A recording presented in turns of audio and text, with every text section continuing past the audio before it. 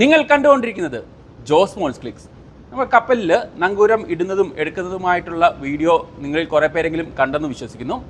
ഇപ്പോൾ സാധാരണയായിട്ട് ഒരു കപ്പലിൽ 2 ആങ്കറാണ് ഉള്ളത്. ഇടതുവശത്ത് ഒരെണ്ണം, അതുപോലെ തന്നെ വലതുവശത്ത് ഒരെണ്ണം. എന്നാൽ ചുരുക്കം ചില കപ്പലുകളിൽ ഈ 2 എണ്ണം കൂടാതെ തന്നെ ഒരു മൂന്നാമതൊരു ആങ്കറും കൂടെ കിട്ടാറുണ്ട്. ഇപ്പോൾ നമ്മൾ വാഹനങ്ങളിൽ സ്റ്റെപ്പിനിക്ക് ടയർ ഉള്ളതുപോലെ തന്നെ ഇതുപോലെ സ്റ്റെപ്പിനി ആങ്കർ ചിലപ്പം നമുക്ക് കപ്പലിൽ ചുരുക്കം ചില കപ്പലുകളിൽ കിട്ടിയിട്ടുണ്ട്. അപ്പോൾ അതിന് നമ്മൾ സ്പെയർ ആങ്കർ എന്നാണ് പറയുന്നത്. ഇപ്പം സാധാരണ ആങ്കർ ഇടുന്ന സമയത്ത് കുറേ ദൂരത്തിൽ നിന്നാണ് നമ്മൾ ഈ കപ്പലിൻ്റെ നങ്കൂരമൊക്കെ കാണുന്നത്. അതുകൊണ്ട് ഈ ആങ്കറിൻ്റെ, അതായത് നങ്കൂരത്തിൻ്റെ വലിപ്പം എത്രയാണെന്ന് നിങ്ങൾക്ക് ഊഹിക്കാൻ പറ്റാതെ വരാറുണ്ട്.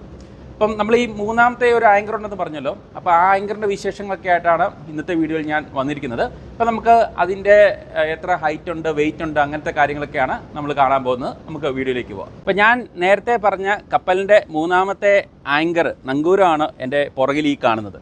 ഞാൻ നേരത്തെ പറഞ്ഞായിരുന്നല്ലോ, നമ്മൾ സാധാരണ ആങ്കർ അങ്ങ് ദൂരെ കാണുമ്പോൾ അതിൻ്റെ സൈസ് എത്രയാണെന്ന് നമുക്ക് കാണാൻ പറ്റത്തില്ല, എത്രയാണെന്ന് നമുക്ക് ഒന്ന് ഊഹിക്കാൻ പാടായിരിക്കും. ഇപ്പോൾ ഇത്ര വലിയ കപ്പലിനെ പിടിച്ചു നിർത്താനുള്ള ഒരു ആങ്കറാണ്. ഇപ്പോൾ നമുക്ക് കാണാം എൻ്റെ പൊക്കം 6 അടിയാണ്. ഇപ്പോൾ ഞാൻ ഈ ആങ്കറിൻ്റെ അടുത്ത് നിൽക്കുമ്പോഴത്തേക്ക് മനസ്സിലാവും എന്നെക്കാളും 2 ഇരട്ടി പൊക്കമുണ്ട് ഈ ഒരു ആങ്കറിന്. അപ്പം ഇതിന് 4 മീറ്ററാണ് ഈ ഒരു ആങ്കറിൻ്റെ നങ്കൂരത്തിൻ്റെ ഹൈറ്റ്. അപ്പോൾ ഇതുപോലത്തെ തന്നെ ഓരോ ആങ്കറാണ് ഇടതും വലതും നമുക്ക് ഇപ്പം കൊടുത്തിരിക്കുന്നത്. അവിടെ ചെയിൻ്റെ അറ്റത്ത് കണക്ട് ചെയ്ത് വെച്ചിരിക്കുന്നത്. അപ്പം അത് നമുക്ക് കാണാൻ പറ്റത്തില്ല. അതുകൊണ്ടാണ് ഇവിടെ ഒരു സ്പെയർ ആങ്കർ കിട്ടിയപ്പം നിങ്ങളെ കാണിക്കാമെന്ന് കരുതിയത്. അപ്പോൾ ഇതിൻ്റെ ഭാരം എത്രയാണെന്ന് നിങ്ങൾക്കൊന്ന് ഊഹിക്കാൻ പറ്റുന്നുണ്ടോ? അപ്പോൾ അതിൻ്റെ വെയിറ്റ് ഇവിടെ എഴുതി വെച്ചിട്ടുണ്ട്. 9675 കിലോഗ്രാമാണ് ഈ ഒരു ആങ്കറിൻ്റെ വെയിറ്റ്. ഇപ്പോൾ തന്നെ നമുക്ക് മനസ്സിലാവും എന്ത് വെയിറ്റുള്ള സംഭവമാണ് ഇതെന്ന്. ഇപ്പം സാധാരണ നമ്മളിപ്പം നമ്മുടെ കപ്പലിൻ്റെ ആങ്കറൊക്കെ നഷ്ടപ്പെട്ടു പോയി കഴിഞ്ഞാൽ നമുക്ക് കപ്പൽ ജീവനക്കാർക്ക് ഈ സാധനമൊന്നും എടുത്ത് പൊക്കിക്കൊണ്ട് പോകാൻ പറ്റത്തില്ല. കാരണം 10 ടൺ വെയിറ്റോളം ഉണ്ട് ഇതിന്. അപ്പോൾ അത് പിന്നീട് ക്രെയിൻ്റെ ഒക്കെ സഹായത്തോടെ ഒക്കെയാണ് നമുക്കിത് ചെയ്യാൻ പറ്റുന്നത്. നമ്മൾ കപ്പലിൽ നങ്കൂരിടുന്ന സമയത്ത് ഈ ഒരു ഭാഗമാണ് ആദ്യമേ പോയിട്ട് കടലിൻ്റെ അടിത്തട്ടിൽ പതിക്കുന്നത്. ഈ ഒരു ഭാഗത്തിൻ്റെ പേര് ക്രൗൺ എന്നാണ്. അതുപോലെ തന്നെ ഈ ഒരു ഭാഗത്തിൻ്റെ പേര് ഫ്ലൂക്കാണ്. ഈ 2 സാധനങ്ങൾ. ഈ സംഭവം ഫിക്സഡ് അല്ല, ഒരു 35 ഡിഗ്രി വരെ ഈ സാധനം അനങ്ങുന്നതാണ്. ഇപ്പം ഈ ഒരു ഭാഗമാണ് കടലിൻ്റെ അടിത്തട്ടിൽ പോയിട്ട് മണലിലൊക്കെ കൊളുത്തി നിൽക്കുന്നത്. അങ്ങനെയാണ് കപ്പൽ ഹോൾഡ് ആകുന്നത്. പിന്നെ ഈ നടുക്കത്തെ ഈ ഒരു വലിയൊരു പോസ്റ്റ് ഉണ്ടല്ലോ, ഇതിൻ്റെ പേരാണ് ഷാങ്ക്. ഏറ്റവും മേളിൽ ഒരു സംഭവമുണ്ട്, അതെന്താണെന്ന് ഞാൻ കാണിച്ചു തരാം. ആങ്കറിൻ്റെ മുകൾ ഭാഗം ഇതുപോലെ ഒരു ക്യാൻവാസ് കവർ ഇട്ടിട്ട് കയറ് വെച്ച് കെട്ടി വെച്ചിട്ടുണ്ട്. അത് തുരുമ്പ് പിടിച്ച് പോകാതിരിക്കാനാണ്. നമുക്കിത് അഴിച്ചിട്ട് എന്താ സംഭവം എന്ന് നോക്കാം. അപ്പോൾ നമ്മൾ കെട്ടൊക്കെ അഴിച്ചിട്ടുണ്ട്. ഇനി കവറൊന്ന് പൊക്കി നോക്കാം.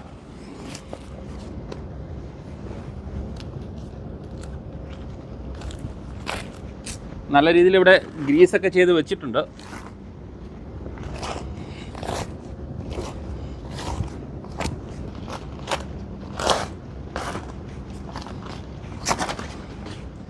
അപ്പോൾ ഈ ഒരു സാധനത്തിൻ്റെ പേര് റിങ്, അല്ലെങ്കിൽ നമ്മുടെ ഇംഗ്ലീഷ് അക്ഷരത്തിൽ ഡി പോലെ ഇരിക്കുന്നുണ്ട്, ഡി ഷാക്കിൾ എന്ന് പറയാം.